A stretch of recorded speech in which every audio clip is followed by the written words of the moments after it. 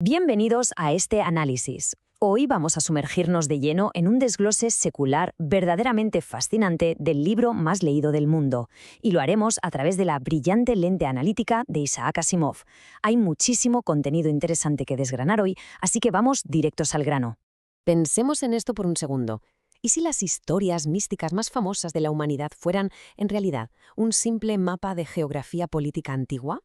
Es una idea bastante provocadora, pero si dejamos la teología a un lado por un momento y nos centramos estrictamente en la historia, resulta que el libro del Génesis puede decodificarse como un mapa histórico y geográfico súper localizado de los primeros 4000 años de civilización en Oriente Medio. Empecemos por la primera parte, el lado secular de la Biblia. Para entender todo esto, hay que saber que el texto no fue escrito de una sentada por una sola persona, como suele afirmar la tradición sobre Moisés. Los expertos actuales identifican diferentes fuentes documentales que fueron, literalmente, cosidas unas con otras a lo largo de los siglos. Tenemos el documento Jot, que usa el nombre de Yahvé para la divinidad, el documento que emplea Elohim, y un documento mucho más tardío, el Se, o documento sacerdotal. Este último se redactó después del exilio babilónico y se nota bastante porque está completamente enfocado en organizar la historia a base de estadísticas y largas genealogías. Y aquí hay un detalle lingüístico que es una auténtica maravilla. La palabra hebrea original que se usa para Dios en los primeros capítulos es Elohim, pero resulta que es una palabra en plural. Es un rastro gramatical sorprendente que nos da una pista gigantesca sobre las primitivas y profundas creencias politeístas que dominaban la región, muchísimo antes de que se llevara a cabo la posterior edición monoteísta. Pasemos a la segunda sección, la geografía del Edén. Si viajamos a los albores de la humanidad, toca decodificar el lugar místico por excelencia, el Jardín del Edén. Lejos de ser un paraíso espiritual flotante sin ubicación en un mapa, la palabra Edén probablemente viene del término sumerio Eoden, que simplemente significa llanura. Las pistas geográficas nos sitúan de manera asombrosamente firme en un lugar físico del mundo real, el fértil valle del Tigris y el Éufrates, básicamente la antigua Sumeria. El texto es de hecho muy específico al mencionar que 4 ríos convergían allí. Tenemos el Éufrates y el Tigris, por supuesto, pero también menciona a los misteriosos Pisón y Gijón. Si analizamos la geografía antigua, estos los últimos seguramente representan antiguos afluentes o inmensos canales artificiales que hoy ya han desaparecido, ubicados cerca del antiguo estuario del Golfo Pérsico. Y a las primeras personas que poblaron esa llanura, los autores les pusieron nombres con un enorme peso etimológico.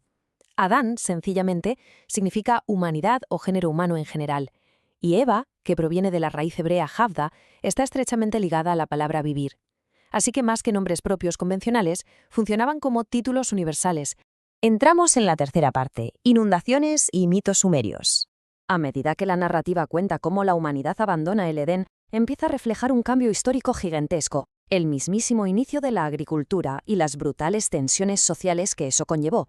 La historia de Caín, que significa herrero o agricultor asentado, y Abel, que se traduce como un breve aliento o nómada, es en realidad el reflejo histórico de los encarnizados conflictos reales entre las pujantes civilizaciones agrícolas y las vulnerables tribus de pastores nómadas.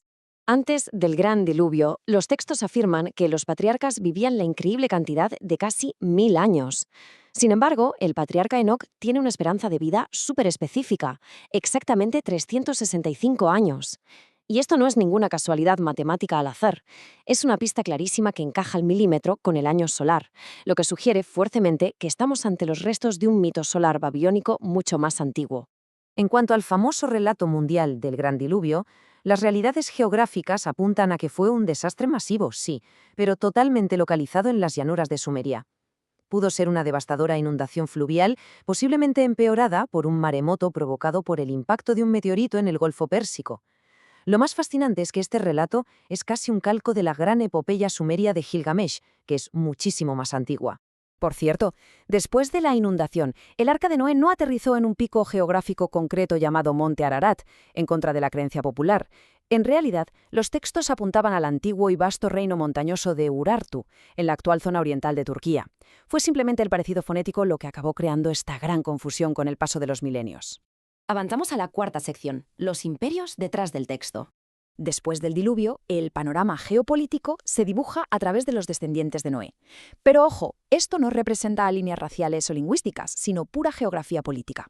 Por dar un ejemplo clarísimo, Canaán se agrupó bajo el linaje egipcio de Cam por una única razón: el larguísimo dominio político y militar que Egipto ejerció sobre la región cananea. Eran alianzas territoriales camufladas como historia familiar. Durante los siguientes 2500 años, el Valle del Tigris y el Éufrates fue el escenario central del ascenso y caída de imperios colosales que influyeron de lleno en el texto bíblico.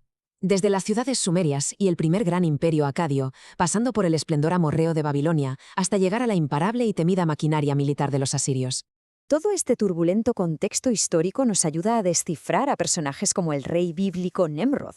Lo cierto es que Nemrod nunca existió como una sola figura histórica. Es más bien una leyenda compuesta, un personaje que fusiona las proezas de varios conquistadores reales. Probablemente se inspiró muchísimo en el primer gran conquistador asirio, Tukulti-Ninurta, cuyo nombre se fue deformando con el tiempo hasta sonar como Nemrod. Y ocurre un fenómeno idéntico con la Torre de Babel. Aunque siempre se nos ha dicho que significa confusión, en realidad proviene del término Babilú, que se traduce como la majestuosa puerta de Dios. La famosa historia de su inmensa construcción y el caos posterior seguramente nació al contemplar las ruinas de un gigantesco zigurat sumerio que se quedó a medio construir en Babilonia. Y llegamos a la quinta y última parte, la ruta de Abraham. Aquí la narrativa hace un inteligente zoom, pasando de imperios gigantescos al viaje de una sola familia. Y justo aquí encontramos un detalle delator. Al hogar original de Abraham se le llama Ur de los Caldeos, pero geográficamente esto es un anacronismo clarísimo. Fue insertado por escritores de épocas muy posteriores para orientar a sus lectores, ya que la tribu de los caldeos no llegó a dominar esa región hasta casi 1000 años después de la época de Abraham. Si seguimos su viaje, vemos que trazaron una ruta comercial de manual.